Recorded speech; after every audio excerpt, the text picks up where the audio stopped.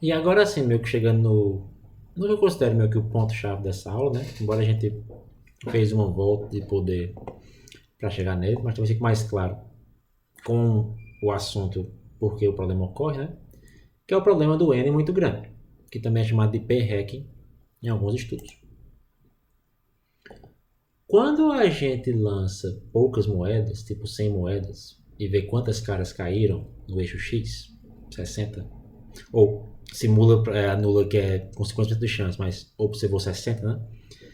A chance do erro tipo 2, ela é bem alta. Quando eu lanço mais moedas, por exemplo, quando eu lanço 1000 moedas, note que essa chance do erro tipo 2, o eixo X aqui ainda está em torno de 600 e 400, ou 600 e 500, né? Para a nula e para o observado, né? Alternativo. Quando eu lanço 1000 moedas, a situação parece que inverte. É muito difícil ter um erro tipo 2. Por que isso ocorre? Porque no lançamento de moedas e contar quantas caras caem em média, é o teorema central do limite sendo reaplicado. Isso é o normal, né? Estou sendo encarado no normal. E a variância do estimador da normal, que a gente já falou sobre isso várias vezes, né? Ele reduz quanto maior o valor de n. Então, quanto mais dados você tem, menor é a sua chance de um erro tipo 2. E isso é bom, entende? Faça um teste de hipótese com muitos dados que você reduz a chance do erro tipo 2. Mas tem um lado ruim, que com muitos dados você vai ter muito poder. Eu vou falar sobre isso já já. E muito poder vira um problema. Então, só lembrando que essa concentração vem da variância do estimador, e quanto mais dados, mais concentrado vai ser. Quando o n é muito grande, como eu falei, o erro tipo 2 cai. Então, o que é esse plot aqui? Esse gráfico, ele está mostrando para a gente qual seria o poder pelo viés da moeda para diferentes valores de n. É o mesmo gráfico de antes, só que antes eu fiz ele só para n igual a 100. Antes eu só tinha essa linha azul aqui, né? Que era n igual a 100. Então, com n igual a 100, se a alternativa for 0,8, eu tenho o poder de 1. Minha chance de erro tipo 2 é 1. Com n igual a 3000, por exemplo, note que o gráfico de poder concentra em torno de 0,5. E isso vai ser um problema, porque não existe no mundo real moeda que cai em cara 50% das vezes e 50% é um valor exato, fechado, etc. Toda moeda tem um pouco de viés, que está aqui. Então, ao concentrar, o que é que isso quer dizer? Então, eu vou ter pouco poder quando eu perto de 0,5. Isso é bom, porque eu quero que 0,5 seja o caso em que a nula não é rejeitada. Mas eu vou ter, até para valores 0,51, muito poder, porque o n aumentou demais. Então, se você faz um teste de hipótese de uma moeda de 0,5 contra uma de 0,51 ou 0,52, com um n muito grande, você fala que elas são diferentes. Que estatisticamente não é um erro. Isso não vai ser um erro por si.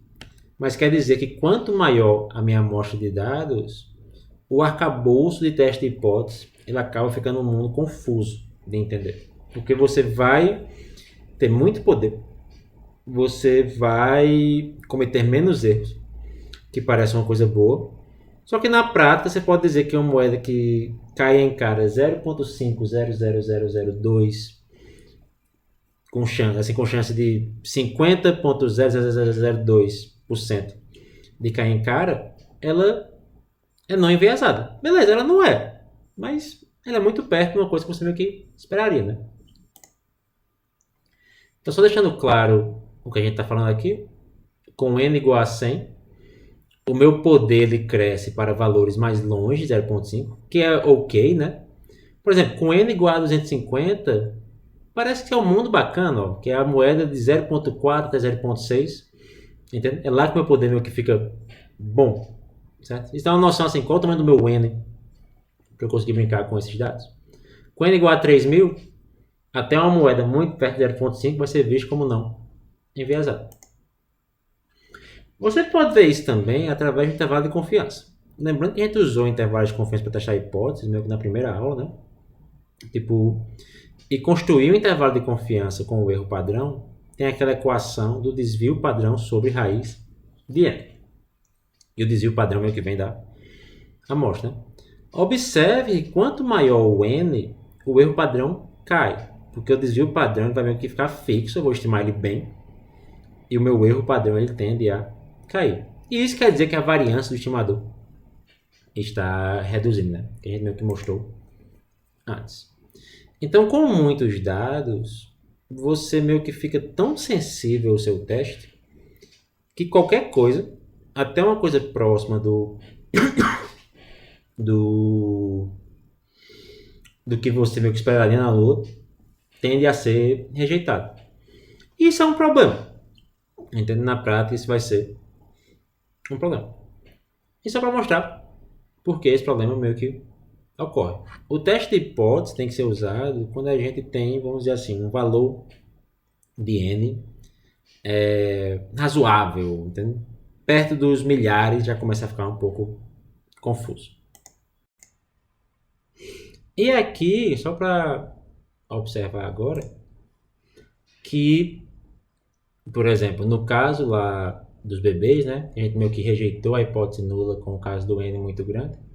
Se eu mudo meu teste para um caso onde, ao invés de olhar para a fração de nascimentos em dias de lua cheia, que dá um n muito grande, né, que é o total de nascimentos, simplesmente para dias, onde é que eu tenho a média de nascimentos em dias normais e a média de nascimento em dias de lua cheia, meio que assim, lua cheia, aqui são todas as luas menos a cheia, aqui só a lua cheia, né? O seu n se reduz para alguns milhares, ou algumas centenas. E nesse caso a gente não consegue levantar evidência para rejeitar a hipótese nula, como é mostrado aqui por esse valor P. Então aqui a linha azul é a distribuição amostral de nascimento em qualquer tipo de lua, menos a cheia, e o pontinho é o que eu observo nos dias de lua cheia. E você vê que não é extremo, então eu não rejeito a nula. E isso meio que dá essa noção de que como vocês devem brincar com o teste de hipótese, né? Tipo, não é um arcabouço à prova de bala. É fácil fazer qualquer coisa significativa, basta ter dados suficientes. Use teste de hipótese com dados pequenos, tipo alguns milhares no máximo. E não vai ter um número fechado não, mas, por exemplo, se você chega em 10 mil, 100 mil, já é um mundo que começa a quebrar, entendeu? Tipo, menos de 10 mil, menos de 5 mil seria minha sugestão. Justifique bem a sua métrica de teste, porque assim, o primeiro caso das luas, a gente fez uma fração de luas contra uma fração de nascimentos. Como frações não têm unidade, matematicamente não é errado, né? Mas é estranho, entende? Quando eu tirar a média de nascimentos por dia, são duas coisas na mesma unidade. É até mais fácil de explicar, para mim, o segundo teste do que o primeiro. E às vezes, só pensar numa unidade mais tratável, já vai meio que mudar o resultado do teste de hipótese. Mas você não quer fazer isso só para mudar, não. Você tem que pensar realmente assim, o que é que faz sentido comparar. E se o N é bom o suficiente para aquele teste. Nunca reportem o resultado do teste de hipótese sem dizer qual foi o N. Porque alguém pode sempre contestar assim, olha, o N foi muito grande, então eu não concordo com o seu resultado, porque o efeito foi pequeno, né? No caso das luas, você vê que a fração era bem perto uma da outra, mas foi significativo. E é isso.